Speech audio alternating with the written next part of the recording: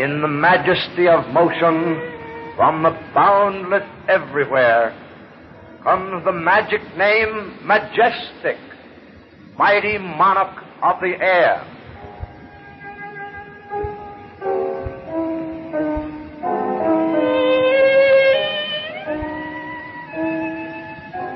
In just a few seconds, you will hear the concluding episode of that thrilling story, Phantom Spoilers, as related by Majestic's Master of Mystery. He is brought to you through the courtesy of the manufacturers of Majestic Radios, the radio that has found its way into the homes and affection of more than 3.5 million owners. Surely such nationwide acceptance bespeaks but one thing. Majestic has been the outstanding radio receiver for the past 5 years, and now the new Majestic overshadows all that has gone before. See and hear this new mighty monarch of the air at your earliest convenience. Before continuing with his story, Majestic's Master of Mystery has a fascinating gift offer to make. Listen.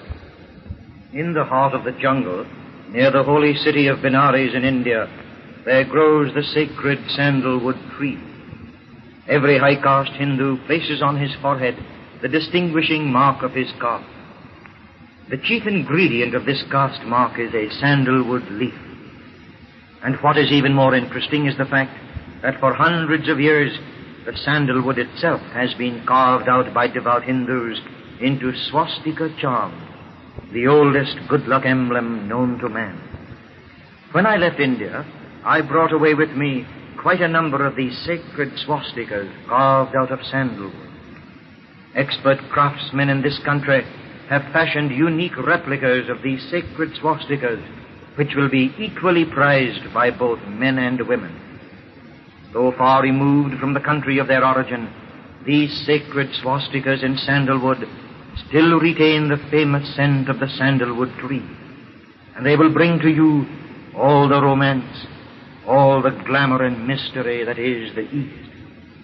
I want you to have a swastika absolutely free. You will be proud to own it, proud to display it. Who knows, but all the good luck associated for 3,000 years with this historic emblem may be yours when you possess it. At the close of my program today, your announcer will tell you how you may secure one of these sacred sandalwood swastikas absolutely free.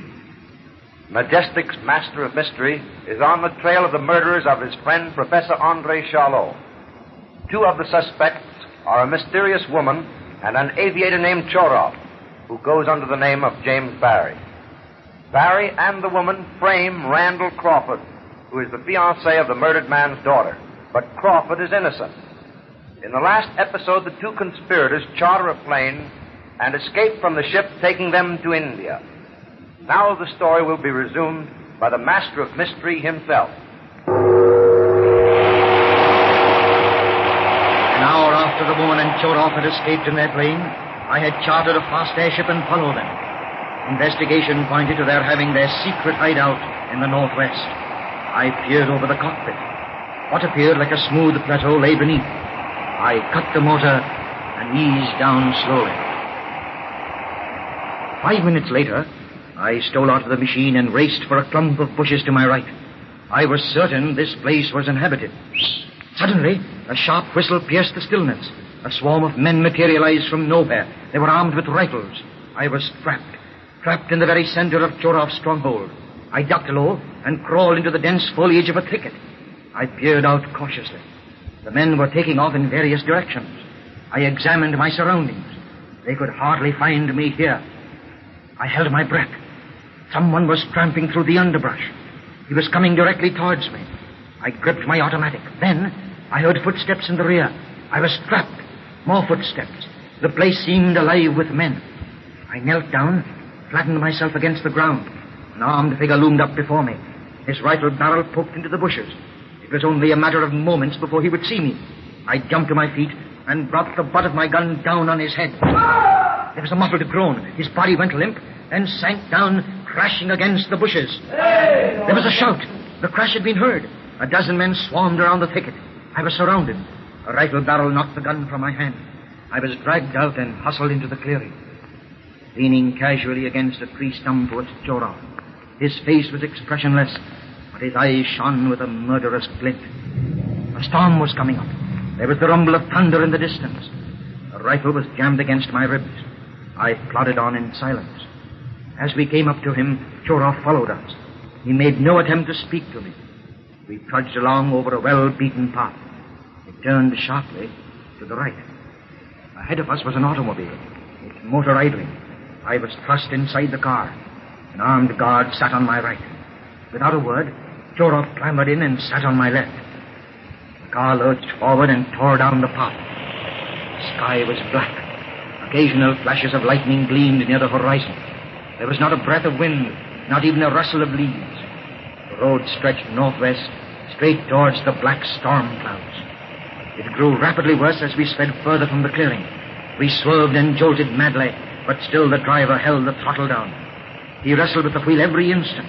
The powerful car seemed to fight for its head like a runaway. Then we turned aside into a rocky, barren field. Thunder still roared in the north. I looked at the driver. He jammed on the brakes. The car stopped, and Chorov climbed out. I followed suit, my armed guard staying close behind.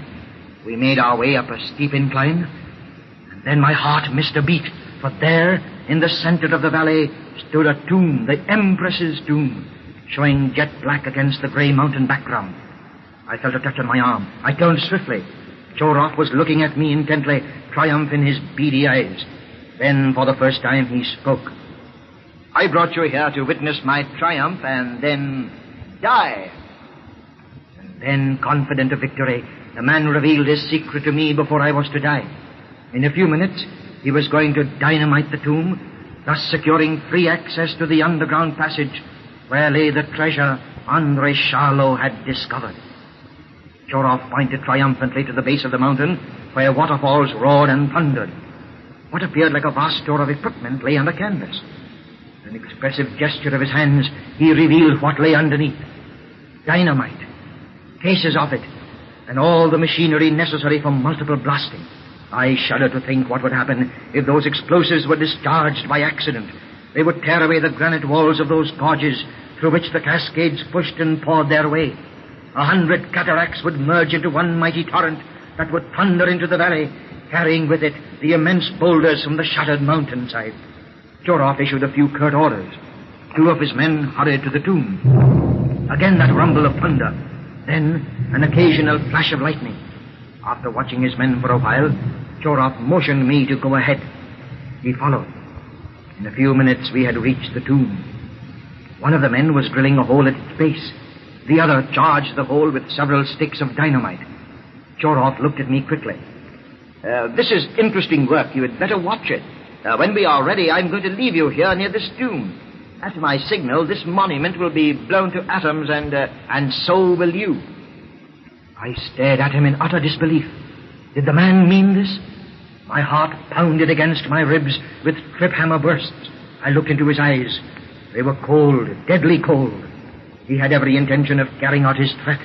In a few minutes, that mass of stone would be shattered to fragments, and I would... I shuddered. The sweat stood out on my forehead.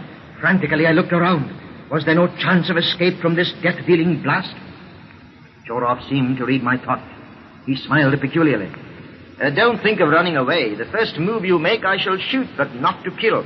You will still be conscious, and then I will tie you to this tomb before blowing it to eternity. If you try to escape, you will force me to carry out my threat." With a sneering laugh, he turned on his heel and walked away. Like one in a dream, I watched the final operations. I realized now the mental torture of a condemned man with the noose settling around his neck. The sticks of dynamite were placed carefully in the holes. The apertures were stuffed with moist clay, and the holes primed with tramping bars. With glazed eyes, I watched Chorov's retreating figure. He was at a safe distance now, gun in hand, standing near the blasting machine, a few feet away from his prized store of dynamite. The awful agony of those minutes. The workman near the tomb gathered up his air compressor and drills and hurried off, leaving me alone. In a few minutes, his deft fingers applied the insulating tape to the triple circuit of the blasting machine. Then the fuse wires were connected up. Chorov waved his hand in mocking farewell. Then he turned to the operator. A man raised the handle. I closed my eyes. Heaven and earth seemed to sweep before my tortured vision. Unconsciously, I leaned against the tomb for support, and then, without warning, a brilliant flash of jagged lightning tore across the sky. There was a jarring, thundering crash, as if two unsphered planets had come in collision. I opened my eyes. The lightning had struck the side of the mountain, tearing into Chorov's store of dynamite. The earth rocked with the terrific detonation. I saw Chorov disappear, as if some gigantic hand had crushed him in its grasp. The operator was flung backwards from his machine, and then hurled upwards by the force of the blast. Then, there were low mutterings like distant thunder, gradually increasing in volume. A rushing, roaring sound, as if 100 Niagaras were battling for supremacy. The whole side of the mountain seemed to collapse, and thundering down the valley came a colossal mass of water. In the midst of this raging flood, huge boulders and rocks swirled and smashed against one another. And as that titanic whirling cataract came tearing down, I turned and fled up the incline. In my frenzied fear, I had no consciousness of pain or effort. Once I looked back. The raging torrent flung itself against the tomb and tore it from its base as if it were matchwood. For a brief instant, I glimpsed the cavernous depths of the secret passage, and then the opening was blotted out, swallowed up by the death-dealing waters in their maddened rush down the valley. I sank to the ground. The strange secret of the tomb was safe for the Empire.